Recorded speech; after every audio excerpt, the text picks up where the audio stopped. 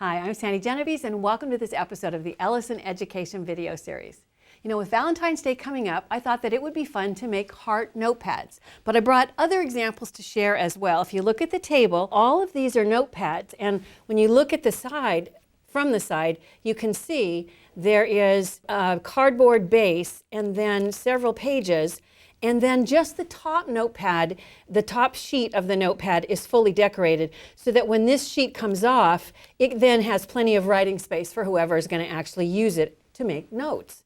The one that I thought would be fun to make in honor of Valentine's Day would be the heart.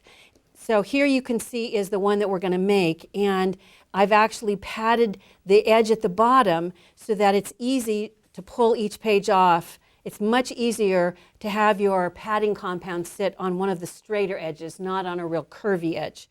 First you need a stack, and of course if you had to cut them by hand, they probably wouldn't match and it would take forever. You might have had to start last year. But if you're using a die, you can cut a stack. Here is a stack of hearts, and it took less than 5 minutes to cut a whole stack. I think it gives sturdiness to it to have the base be one that's cut from poster board or chipboard. So this is going to be the base. I like to have the kids decorate the top. So here I've got one that I've cut out of pink, and I've just taken with a red marker and I've gone around the outside edge. Then I'll bring over and show you. I'm going to take, and it's easy to make your own pattern paper, and it's a lot less expensive. I just took a white pen and I wrote repeatedly, love you, love you, love you, love you, on an angle. And then I just cut a strip away. So if I take this little section and place this, so that gives you a nice little design. I'm going to trim off the excess, just using the heart shape itself as my guide. I could go back and add another red at the bottom if I wanted it to match this exactly. The fun thing is the kids are going to come up with their own designs of how they want to decorate their notepads.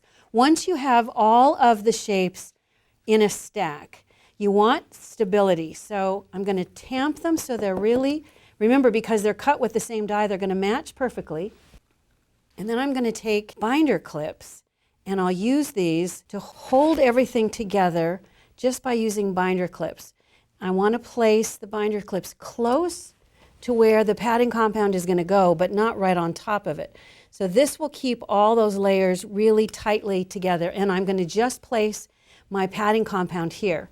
The padding compound is really the key to making this work. You can get it online, you can get it at a stationery store, paper goods stores. It's very much like white glue, except that it's flexible. So when you pull the pages off, it doesn't become brittle.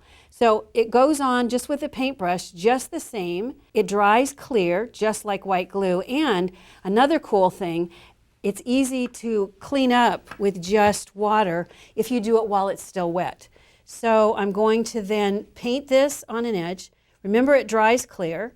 So any place where I have too much, you can see I've got way more than I need, but it doesn't matter because it's going to dry clear. So I'm going to just spread this around. And I usually it takes about, I don't know, maybe an hour for it to dry nicely. And any place where it overlaps, I just wipe it up, let it dry an hour, and add another layer, maybe sometimes even 2 more layers to have a really good solid bond. And when it dries, look, it dries clear, like you see here, and just turns into a really cool notepad. You know, they're easy to make and they're practical to give as a gift as well.